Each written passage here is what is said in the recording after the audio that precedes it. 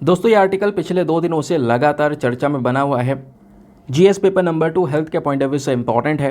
तो मांस खाने वाला एक बैक्टीरिया है, इसकी वजह से 3 लोगों की मौतें हुई हैं और दुनिया भर में इसको लेकर इंटरनेशनल लेवल पर जितने भी अखबार हैं वो इस खबर को छाप रहे हैं। तो भारत में इससे कितना खतरा बढ़ सकता है आने वाले समय पर, वो भी मैं आपको बताऊंगा कुछ स्पेसिफिक डेटा के साथ में। तो पहली चीज़ दोस्तों, आपको मैं सोर्सेस दिखा देता हूं। तो आजकल की जो टॉप न्यूज़ चल रही है वो एग्जैक्टली आपको ये देखने को मिलेगा। इवन यहाँ पर न्यूयॉर्क टाइम्स ने पब्लिश कर रखा है, flesh eating bacteria at the beach. ऐसे ही आपको यूएसए टुडे का आर्टिकल हो गया, या इंडिया में अगर आप देखोगे इकोनॉमिक टाइम्स ने यहाँ पे इसको पब्लिश कर रखा है, flesh eating bacteria causes multiple deaths in Florida New York. तो अभी अमेरिका में कई सारे लोगों की जान गई है इस मांस खाने वाले बैक्टीरिया की वजह से। तो अब उसके बारे में सारी डिटेलिंग्स जानेंगे, एग्जैक्टली क्या है, इसके पीछे का कारण क्या है, इसके लक्षण क्या है, कैसे इससे बचा जा सकता है, प्लस इंडिया में कितना बड़ा खतरा इसका हो सकता है वो भी डिस्कस करेंगे। तो दोस्तों अमेरिका के 2 राज्यों में, एक तो यहाँ पे कनेक्टिकट है और दूसरा न्यूयॉर्क, यहाँ पर मांस खाने वाले बैक्टीरिया की वजह से 3 लोगों की मौतें हुई हैं। इनमें से 2 लोग समुद्र में तैरने के बाद, और जो तीसरा व्यक्ति है वो होटल में कच्ची जो सीप होती है उसको खाने के बाद। क्या हुआ, इन तीनों लोगों में विब्रियो वल्निफिकस, क्या नाम है, विब्रियो वल्निफिकस। दोस्तों आप ये देख भी पा रहे होंगे, ये लिखा हुआ है विब्रियो वल्निफिकस, ये बेसिकली बैक्टीरिया का नाम है। तो ये तीनों लोग यहाँ पर इसी बैक्टीरिया से संक्रमित हो गए और ये जो बैक्टीरिया है यही एक मांस खाने वाला बैक्टीरिया है। इस बैक्टीरिया की चपेट में आने वाले 5 में से 1 मरीज की बीमार पड़ने के बाद ही मौत हो जाती है। तो आप समझ सकते हो ये इतना खतरनाक है। और यही वजह है कि 28 जुलाई को कनेक्टिकट के हेल्थ डिपार्टमेंट ने लोगों को समुद्र के खारे पानी में नहीं उतरने की चेतावनी दी है कि आप वहाँ पे मत जाना।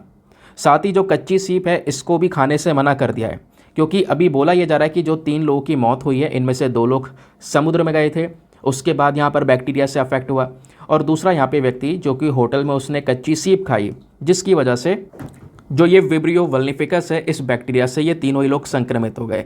इसको लेकर अभी काफ़ी सारे जो प्रिकॉशंस है वो यहाँ पर जारी किए जा रहे हैं। अब लगातार कई सारे सवाल उठ रहे हैं और आपके दिमाग में भी कई सारे सवाल उठेंगे। क्वेश्चन नंबर 1, ये मांस खाने वाला बैक्टीरिया आखिरकार क्या है? तो अमेरिका की रोग नियंत्रण और रोकथाम सेंटर के मुताबिक जितने भी हमारे वैज्ञानिक हैं, वैज्ञानिक के भाषा में जो मांस खाने वाला बैक्टीरिया है ना, इसको नेक्रोटाइजिंग फासीसाइटिस बोलते हैं। अभी ये सब कुछ आपको लिखित में मिल जाएगा तो परेशान होने की ज़रूरत नहीं है, अभी बस खाली ध्यान से चीज़ों को सुनते रहो एक फोकस बनाकर। तो नेक्रोटाइजिंग फासीसाइटिस जो मांस खाने वाले बैक्टीरिया होता है इनको ये बोला जाता है। कई बार विब्रियो वल्निकस नाम का जो ये बैक्टीरिया है इसकी वजह से इस तरीके के संक्रमण होते हैं जब ये शरीर में, ध्यान से अब सुनना, शरीर के अंदर में जो कोई जख्म होता है या फिर हमारी जो स्किन है उसके ऊपर कोई कटी फटी या त्वचा है, उसके रास्ते से यहाँ पर ये बैक्टीरिया शरीर के अंदर में घुस जाता है। और इस बैक्टीरिया का जो मेन खाना है ना, इसका जो मेन फूड है वो है हमारी कोशिकाएं। इंसान के जो सेल्स हैं खासकर वो कोशिकाएं ये खाने का काम करता है। कोशिकाओं के साथ साथ यहाँ पर वो जो टिश्यूज़ होते हैं उनको खाने का काम करता है। आपको पता होगा जो टिश्यू हैं वो कोशिकाओं से ही बने होते हैं, ठीक है। और एक जैसे टिश्यू से मिलकर हमारे जो अलग अलग ऑर्गन्स हैं, अलग अलग अंग हैं वो बनते हैं।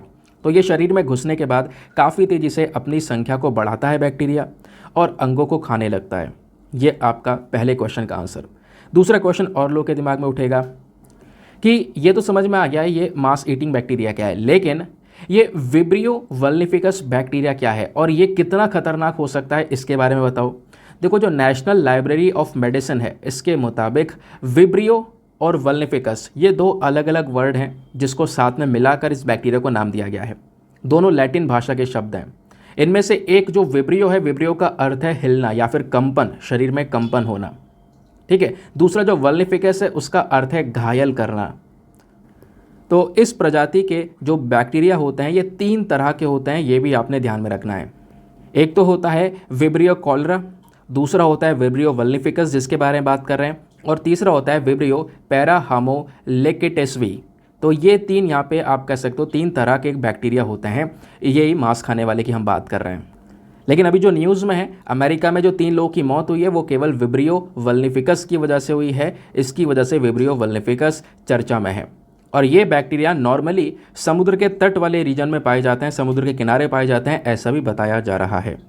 और दोस्तों अगर हम यहाँ पर लगभग इस विब्रियो बैक्टीरिया का इतिहास देखें तो जो बैक्टीरिया है इसकी जो पूरी फैमिली है, ये जो पूरी फैमिली इसको बोलते हैं वाइब्रियोनेसी।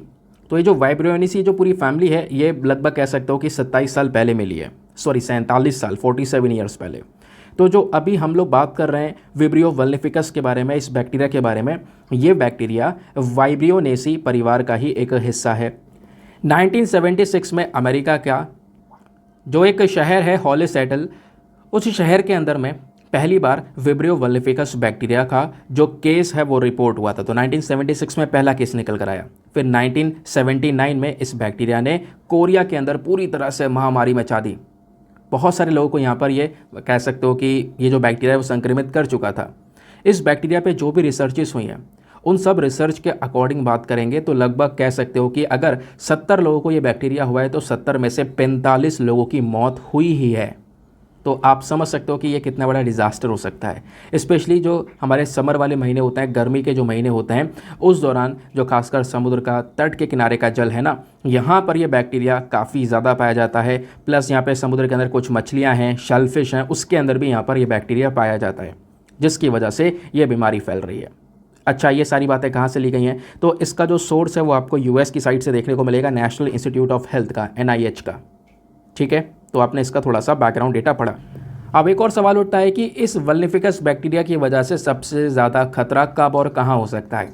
तो मई से लेकर अक्टूबर के बीच में समुद्री जो पानी है, हमारा समुद्र का जो पानी है वो गर्म होता है।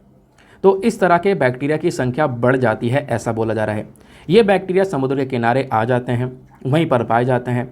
अमेरिकन मेडिकल एसोसिएशन जर्नल के अकॉर्डिंग इस दौरान जब समुद्र में नहाने के लिए लोग उतरते हैं तो उनका जो घाव है या फिर कटी फटी जो त्वचा है, उस त्वचा के ज़रिए या उस घाव के ज़रिए ये बैक्टीरिया शरीर में घुस जाता है और घुसने के बाद में वो धीरे धीरे सेल्स को यहाँ पे खाना शुरू कर देता है, जैसे मैंने आपको इसके बारे में बताया।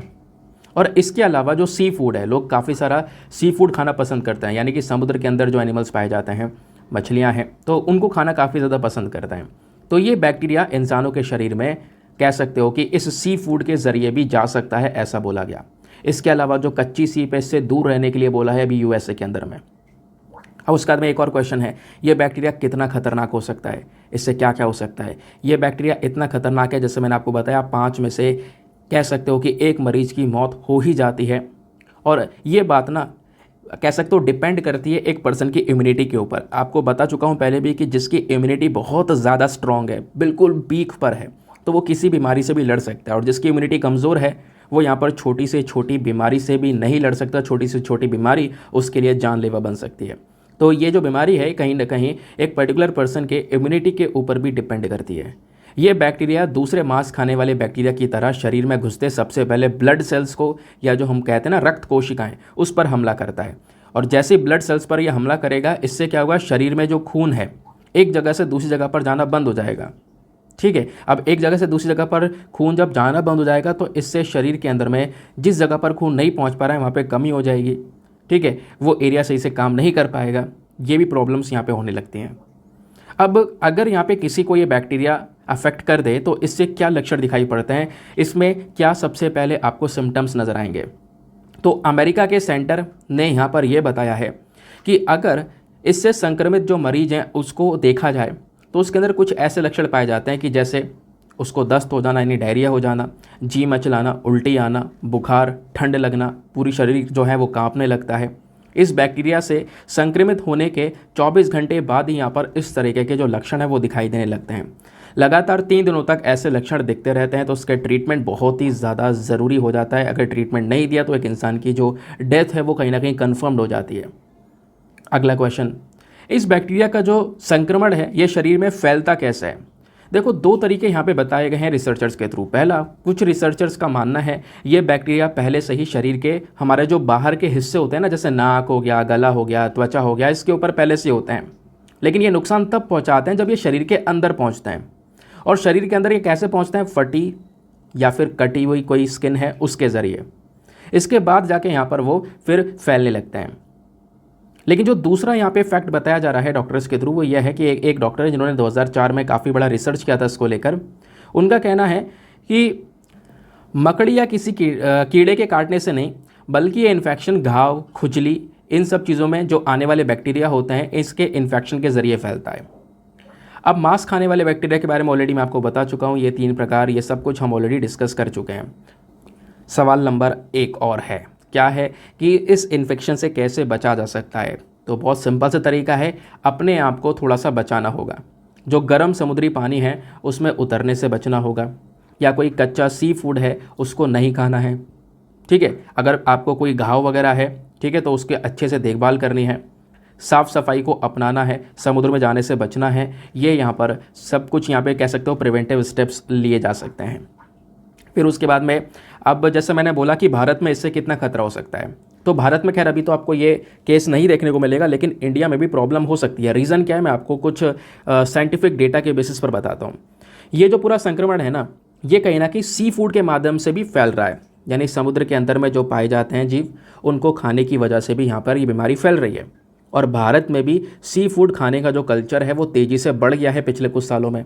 भारत सरकार के जो ये पशुपालन और डेयरी वाला विभाग है, पूरा डिपार्टमेंट है, इसके अकॉर्डिंग बोला गया कि 2023 में, यानी जिस साल में हम अभी हैं, 2023 में हमारे देश के अंदर में जो सी फूड का मार्केट है वो लगभग 1 लाख करोड़ से ज़्यादा का हो गया है। ये बेसिकली यहाँ पे बताया जा रहा है। तो हर साल पिछले कुछ सालों में हमने देखा है 10 से 15% की ग्रोथ नज़र आई है सी फूड के मार्केट में। और ऐसे में इस संक्रमण के भारत में फैलने की जो आशंका है उसको हम लोग बिल्कुल भी इग्नोर नहीं कर सकते हैं, क्योंकि ये मार्केट तेज़ी से बढ़ चुका है। हालांकि यहाँ पर एक राहत वाली बात यह है कि इंडिया में जो ज़्यादातर सी फूड खाया जाता है वो पका के खाया जाता है, जबकि बाहर यहाँ पे उसको कच्चा खाने की कोशिश की जाती है। जैसे आप देखोगे एक इंसान के अंदर में जो ये अभी बैक्टीरिया पाया गया, उसने एक कच्चा सीप खा लिया था, ठीक है। तो इंडिया में फूड को, सी फूड को पका लेते हैं, उस वजह से यहाँ पर संक्रमण फैलने की जो संभावना है, जो पॉसिबिलिटी है, वो थोड़ी सी कम है। लेकिन यहाँ पे कहीं ना कहीं इसको हमें इग्नोर नहीं करना है, वो बात भी इन आर्टिकल्स के अंदर में ज़रूर से मेंशन की है। समझ गए? तो आई होप आपको ये बहुत अच्छे से क्लियर हो चुका है, एक एक इन्फॉर्मेशन बेहतरीन तरीके से आपको समझ में आ चुकी है। इसका जो नाम है ज़रूर ध्यान रखना, एग्जामिनेशन में डायरेक्टली आपसे पूछा जा सकता है। हम कन्फ्यूज़ हो जाएंगे कि यार ये क्या था, हमने तो पढ़ा ही नहीं है, लेकिन हमने पढ़ रखा है, ठीक है। आगे आते हैं। अगर आपने कुछ लिखना है तो परेशान होने की ज़रूरत नहीं है, ये सारी इन्फॉर्मेशन दे दी गई है। विब्रियो वल्निफिकस क्या है, फ्लैश ईटिंग बैक्टीरिया ये क्या है, इसके बारे में इन्फॉर्मेशन आपको यहाँ पे प्रोवाइड करवाई है, ठीक है। कैसे ये फैलता है, ये इन्फेक्शन कैसे स्प्रेड होता है, ये स्पेशल क्या है, ये 2 वर्ड किस किस चीज़ से मिलकर बने हैं, ठीक है, ये मैंने आपको बताया। इसके कॉमन सिम्टम्स, लक्षण क्या है, कैसे इसको यहाँ पर ठीक किया जा सकता है ना, कौन कौन से प्रिवेंटिव बैक्टीरियल इन्फेक्शन हो सकते हैं, ये सब कुछ यहाँ पे आपको लिखित में प्रोवाइड करवा दिया गया है इंग्लिश में। साथ ही साथ में हिंदी का PDF भी आपको मिल जाएगा। लेकिन इस इंपॉर्टेंट इन्फॉर्मेशन को ध्यान से सुनो दोस्तों। हम लोगों ने आज से 4 महीने पहले पेड ग्रुप्स को स्टार्ट किया था, हज़ारों लोग उसको ज्वाइन कर चुके हैं। आपके पास में भी चांस है उस पेड ग्रुप को ज्वाइन करने का। उस पेड ग्रुप में आपको डेली करंट नोट्स, PDFs वगैरह प्रोवाइड करवाए जाते हैं। होता क्या है, हम लोग UPSC की तैयारी करते हैं तो हमारा आधे समय निकल जाता है नोट्स बनाने में, और उसी में ही हमारा शरीर एग्जॉस्ट हो जाता है ना, दिमाग थक जाता है। और दिमाग भी एक ऐसी चीज़ है जो कि यहाँ पर पेन चलाने को बोलता नहीं है। और हमें पढ़ना भी बहुत सारा होता है। दूसरी चीज़, स्टैटिक किताबें पढ़नी है हमें, बाकी सारा यहाँ पे सब कुछ पढ़ना है। और करंट के नोट्स बनाते बनाते 2-3 घंटे लग जाते हैं, मुझे पता है। हम सब लोग यहाँ पे उस पूरी एक्सपीरियंस से गुजर चुके हैं, आप लोग यहाँ पे उसमें चल रहे होंगे, है ना। तो उसका एक बहुत बड़ा सोल्यूशन है कि आपको ज़रूरत नहीं है इस तरीके से नोट्स वगैरह बनाने की। आप यहाँ पे 2-4 पॉइंट्स, हाँ आपको ऐसा लगता है कि यार मुझे याद नहीं रहेंगे, तो उसको आप नोट डाउन कर सकते हो। लेकिन ओवरऑल यहाँ पे आप PDFs के थ्रू पढ़ सकते हो, और वो जो PDFs है उसका प्रॉपर रिविजन भी कर सकते हो। और आप कह सकते हो कि यहाँ पर जैसे कि मैंने आपको अभी आर्टिकल पढ़ाया, ठीक है, ऐसे मैं आपको ढेर सारे और आर्टिकल्स पढ़ाऊंगा आज के न्यूज़पेपर के। तो उन आर्टिकल्स का बैकग्राउंड इन्फॉर्मेशन दूंगा कि आखिरकार इसका इतिहास क्या था, सिनेरियो अब क्या है और आगे कैसे हो सकता है, इसका वे फॉरवर्ड क्या है। हर एक आर्टिकल में हम ये डिस्कस करते हैं, और हमारे UPSC के अंदर सवाल जो है वहीं से बनता है। तो वो सब कुछ डेटा आपको PDF के फॉर्म में प्रोवाइड करवाया जाता है, और वो PDF इंग्लिश हिंदी दोनों में आपको प्रोवाइड करवाई जाती है, ठीक है। तो आप उनको एक्सेस कर सकते हो आराम से, बहुत कम पेजेस की PDF होती है। दूसरी चीज़, आप उसको प्रिंट आउट भी कर सकते हो, प्रिंटेबल फॉर्म में यहाँ पर उसको बना सकते हो। अगर आपको फिर भी सेटिस्फैक्शन नहीं हो रहा है नोट्स बनाने का, सीधा यहाँ पर आपके पास में 8-10 पेज आएंगे, उसको प्रिंट करके आप अपने फाइल में अटैच कर सकते हो कि हाँ यार लो आज के नोट्स तैयार हो गए, ये तैयार हो गया। तो ये सब कुछ आपको इस ग्रुप में मिल जाता है इन जस्ट 499। केवल 499 में आपने इस ग्रुप को ज्वाइन करना है, और वो भी ये आपका वन टाइम इन्वेस्टमेंट है। कोई दोबारा आपको सब्सक्रिप्शन लेने की ज़रूरत नहीं है, एक बार ज्वाइन करो और लाइफ टाइम के जो बेनिफिट्स आपको उसमें मिलते रहेंगे।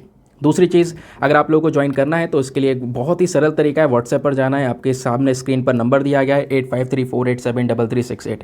इस नंबर पर मैसेज करना कि हाँ मुझे इस ग्रुप को ज्वाइन करना है। आपको वहाँ से रिप्लाई आएगा, आपको यहाँ पे सारा पेमेंट का प्रोसेस बताया जाएगा और पेमेंट के प्रोसेस के साथ साथ आपको ये भी बताया जाएगा कि आपको इस ग्रुप में बेनिफिट क्या मिलेंगे। यानी कि एक डेमो वीडियो का लिंक मिलेगा, उस वीडियो के लिंक को क्लिक करके आप उसमें सारी चीज़ें देख सकते हो कि एग्जैक्टली क्या क्या बेनिफिट्स होंगे।